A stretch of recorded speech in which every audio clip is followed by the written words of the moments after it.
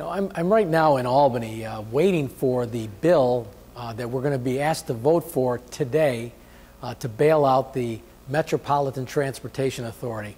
It's absolutely amazing what's going on this year. For years, we've heard the Democrat minority, when the Democrats were in the minority in the Senate, complain about the process, and they're going to reform the process. We did the budget, and we got the bill on our desks, parts of the bills, just hours before the budget debate. And a message of necessity was required on several of the bills, which means that we have special permission to waive the time that we have a right to review the bill. Same thing is happening on a bailout of the Metropolitan Development Authority, and it's awful. It's just not the way to do business, especially a bill that's going to cost so many dollars to so many people. It's also going to cost upstate. We are in upstate New York actually helping to bail out the MTA. And how are we doing that?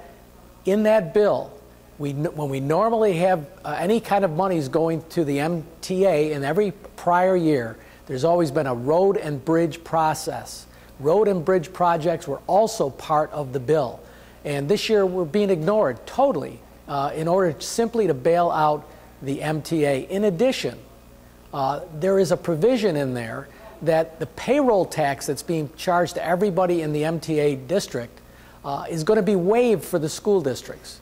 The school districts are going to get money in order to pay the school districts back for what they would normally pay for a payroll tax. And what that means to upstate New York, less money in the budget available for school aid next year. Basically, the money's coming off the top to bail out the Metropolitan Development Transportation and Authority. And now we're in a situation where upstate is going to pay for it again. There will be less money for our schools next year. It's terrible, and that's why we're waiting here for a bill, because we're hearing things and we have nothing to read, and they want to rush this bill through. Myself and all my Republican colleagues are going to vote against this bill for many, many reasons, and I hope that there's at least one Democrat, maybe Senator Valesky, maybe Darrell Aubertine, one of them upstate that's got the guts enough to vote against a bad bill because it's bad for our region. And hopefully we'll see that happen. If not, it's a terrible situation for Central New York and upstate New York, where their own representatives won't stand for what's good for our community.